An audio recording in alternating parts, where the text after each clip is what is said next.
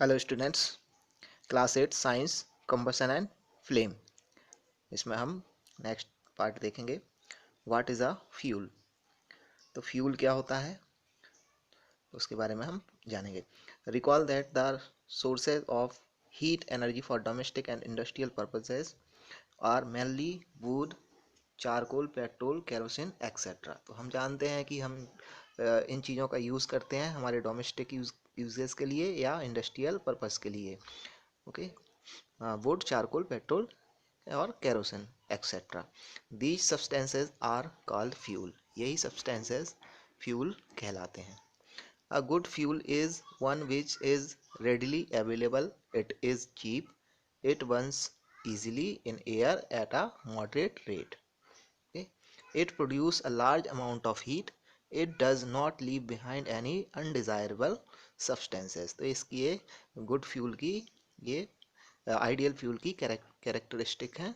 इसमें ये हर जगह अवेलेबल होना चाहिए, चीप होना चाहिए, आसानी से जले, ओके, और मॉडरेट रेट से इसको जलना चाहिए। साथ में ये लार्ज अमाउंट में हीट प्रोड्यूस करे और ये कोई भी अनडिज़ायरेबल सब्सटेंस जलने के बाद लेफ्ट ना छोड़े। Okay, there is probably no fuel that could be considered as a ideal fuel. तो इस तरह का हम आइडियल फ्यूल एक्चुअल में होता नहीं है, कुछ ना कुछ कमियां रह जाती हैं। जैसे कि कोई अच्छा फ्यूल है लेकिन उसकी वो चीप नहीं होगा, ठीक है, जो अनडिज़ायरेबल सब्सटेंस नहीं छोड़ता, मॉडरेट रेट से जलता है, उसका हीट भी लार्ज अमाउंट में देता है, लेकिन वो हर जगह अवेलेबल नहीं है, चीप नहीं है, ठीक है, महंगा है। ओके, तो कुछ ना कुछ कमी हो जाती है। ओके, नेक्स्ट हम देखेंगे, we should look for a fuel which fulfils most of the requirements for a particular use. हम ऐसे फ्यूल को देखते हैं जो ज़्यादा से ज़्यादा हमारी रिक्वायरमेंट्स को फुलफिल करता हो। Fuels differ in their cost, some fuels are cheaper than others. Okay, कुछ महंगे होते हैं दूसरे की अपेक्षा cheap. Make a list of a fuel familiar to you. You group them as solid, liquid and gaseous fuel as in table 6.3। तो यहाँ पर 6.3 टेबल है, इसमें आप और भी फ्यूल्स यहाँ पर लिख सकते हैं। ओके, और वो लिक्विड है या गैसियस फ्यूल है या सॉलिड फ्यूल है, तो यहाँ पर आप लिस्ट बना सकते हैं। ओके, नेक्स्ट है फ्यूल इफिशियंसी। फ्यूल इफिशियंसी क्या होती है? आपने देखा होगा कि एक पर्टिकुलर अमाउंट के वाटर को गर्म करने के लिए एक कुछ खास हीट की ज़रूरत होती है। अलग अलग फ्यूल्स के अगर हम पानी को गर्म करते हैं, उसी अमाउंट के पानी को, तो अलग अलग मात्रा में, अलग अलग क्वांटिटी में हमें फ्यूल्स की ज़रूरत होगी। जैसे हम गैस पे करते हैं तो वो जल्दी गर्म हो जाएगा, कम गैस यूज़ करनी पड़ेगी। लेकिन कोल से करते हैं तो ज़्यादा अमाउंट में कोल की ज़रूरत पड़ेगी। ओके, और अगर लकड़ी से करते हैं तो हमें बहुत ज़्यादा अमाउंट में लकड़ी की ज़रूरत पड़ेगी। ओके, इसका मतलब ये है कि इन फ्यूल्स में जो हीट है, ओके, जो अमाउंट ऑफ हीट है वो अलग अलग है। ओके, जिसमें अमाउंट ऑफ हीट ज़्यादा प्रोड्यूस करता है जो फ्यूल, वो जल्दी गर्म कर देगा, और जो कम मात्रा में हीट प्रोड्यूस करता है वो उसको देरी से गर्म करेगा, उसको हमें ज़्यादा फ्यूल की ज़रूरत होगी। ओके, तो एफिशिएंसी क्या होती है? The amount of heat energy produced on complete combustion of 1 kilogram of a fuel is called its calorific value. मतलब कोई भी फ्यूल 1 किलोग्राम फ्यूल जितनी कैलोरीफिक वैल्यू हमें प्रोड्यूस करता है, उसी को हम उसकी कैलोरीफिक वैल्यू कहते हैं।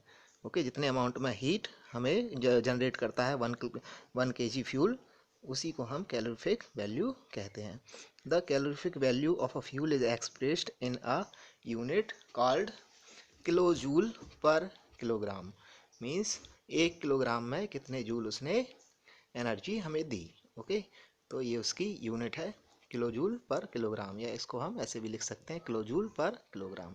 ओके, यही हमारा कैलोरीफिक वैल्यू का यूनिट है। Okay, calorific value of some fuels are given in table 6.4। इस 6.4 में कुछ टेबल्स दिए गए हैं। ओके, तो यहाँ पर आप देख सकते हैं क्या क्या चीज़ें हैं।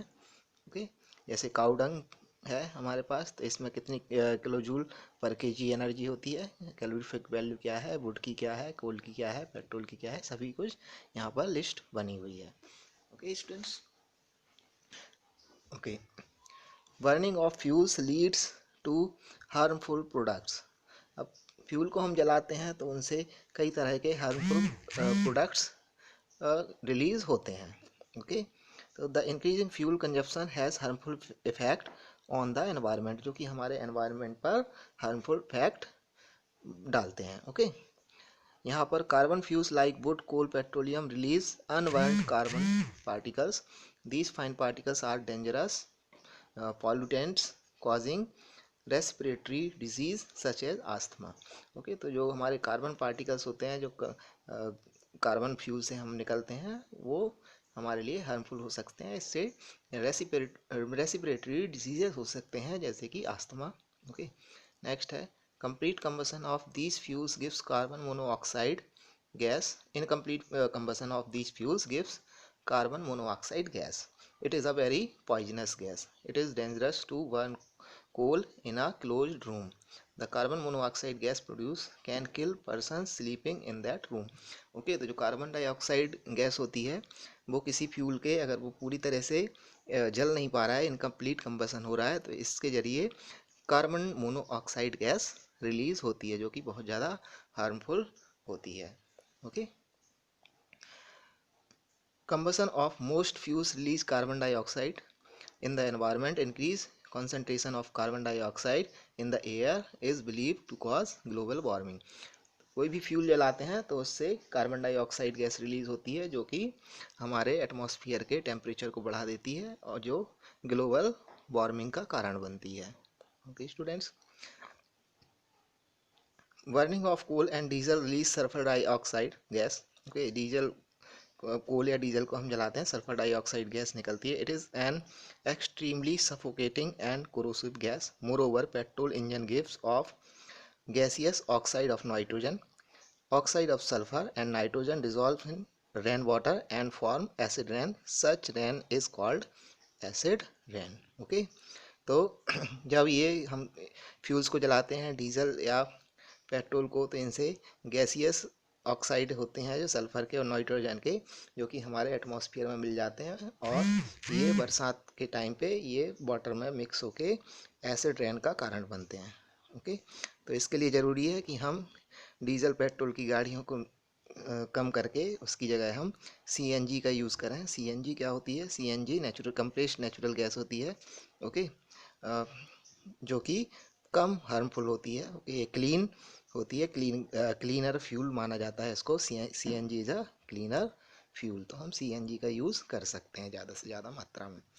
Okay students, thank you.